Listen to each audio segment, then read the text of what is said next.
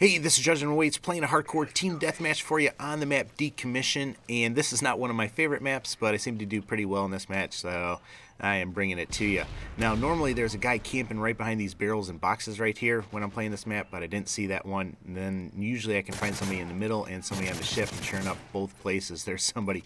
Now, you see me switching because normally I have a small equipped as my secondary, but we're actually focusing on the pistol accolades. You know, we're competing with the clan challenges, and on this particular day it's all about getting the most pistol kills, and I think I get 15 pistol kills in this map. So if you like pistol kills, you're gonna like this game. Now I want to talk about the beginning and how this match started out, because that really told me something. You know, I came around that area towards the end of that corridor and I shot the guys to my right. You know, one guy was really close, one guy was up in this boat behind me. But then there was that one guy that was just sitting behind those barrels and everything like that in those boxes, and he didn't even know that I was there. So right away I know that this team's going to be a little bit on the campy side or the tactical side, depending on how you look at it. But I know that they're not going to communicate. And a team that doesn't communicate is my favorite team to come against. You know, if somebody would have said, hey, there's a guy right there, turn around and shoot him, that guy would have shot me right away. But obviously none of that happened. So, you know, I'm feeling pretty good about, you know, how this game's going to go. And here I get really lucky. I don't know how that guy didn't kill me. I don't know if he was coming to knife me or what, but I got that turnaround kill.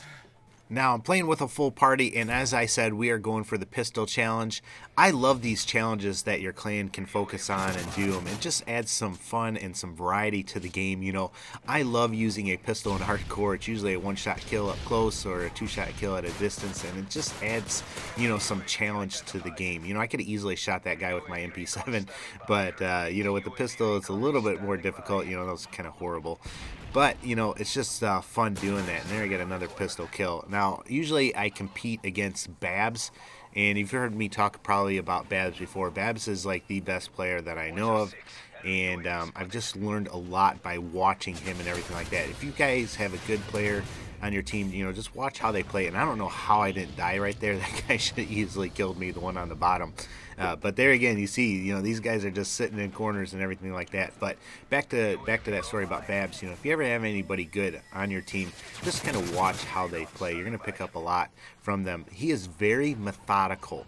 And I am more the rusher around type of guy, but I've learned to kind of slow down a little bit and be more methodical. You have to be really in hardcore to do well. You have to really check your corners and everything. There's a guy in a corner right there. See that? And here I make a mistake. You know, I did not check my corners very well. I poked out, looked, didn't see anybody, but I didn't check far enough down, and there was another guy sitting in the corner there. But like I was saying, Babs is very methodical. I need to put up some gameplay of his. You know, he spends a lot of the game aimed down sight, just walking around, checking corners, checking the areas that he knows to look at and everything like that, and just does all the time really well. But hey, I wanted to talk to you guys about kill streaks, assault streaks, specialist streaks, you know, in Modern Warfare 3 and in Black Ops. So, in Modern Warfare 3, you have the assault streak, where basically as long as you stay alive, you can keep that streak going. You have the support streak, that doesn't matter if you stay alive or you die, you keep that streak going. And you have the specialist, where you also have to stay alive, but you know, you don't really get things except for additional perks and everything like that. I really like how Modern Warfare 3 did that. You know, I love running the support kill streaks. I love not, you know, having to worry about if I'm gonna die or not. If I play a class that has assault kill streaks, I totally slow down my gameplay and play it a lot differently than I would when I'm running the support kill streaks. So in hardcore, that is huge. You know, not so much in core. I pretty much play, you know, the core the same way because it's easier to stay alive.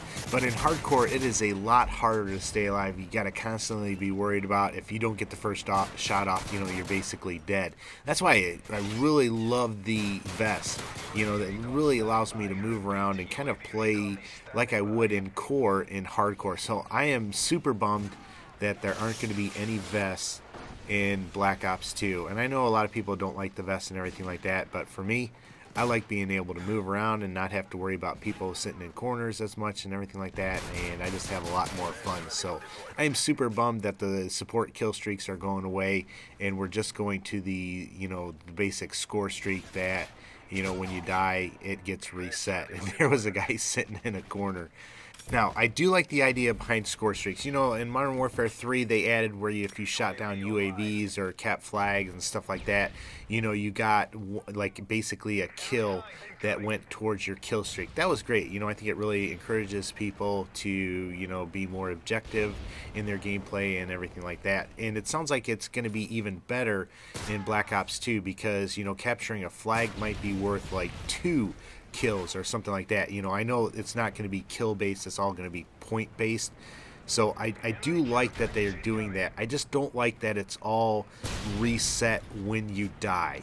You know, I think that just makes people focus so much on staying alive. They'll do whatever it takes. And in hardcore, a lot of times that means sitting in a corner or just, you know, basically playing that really cautious way. You know, I know that's not the case so much when you're playing core, but in hardcore that definitely is the case. So I'm kind of disappointed. You know what I mean? There was a cool game that came out called Homefront, and it wasn't very well received. You know, the graphics were horrible on it, I'll be the first to admit that. But one of the cool things was it all surrounded around battle points. And basically, if you killed somebody or if you did something, you got these battle points, and they stayed with you until you actually used them. You didn't have to worry about dying, and there I get knifed by a guy sitting in a corner. Awesome. But the cool thing is, all your hard work didn't go away in that game. Say you're playing Call of Duty and you've got like a 10 kill streak. Say you get 9 kills and you die.